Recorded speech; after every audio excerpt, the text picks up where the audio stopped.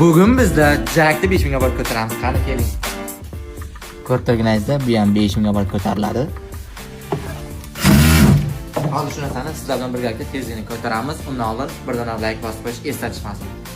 Mashinamizda plus minus knopkalar ikkalasini teng bosib turamizda mashinamizni yoqamiz.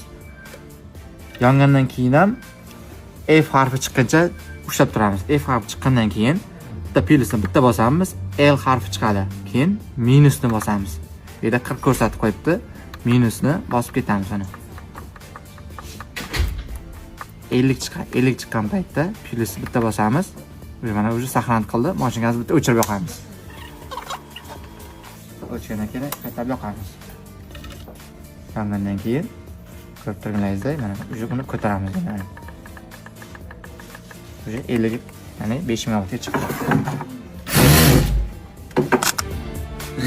Videomiz foydali bo'lsa like bosib qo'yinglar va yaqin tanishlarga jo'natib qo'yinglar. Iloji boricha boshqa parametrlarga kirmanglar.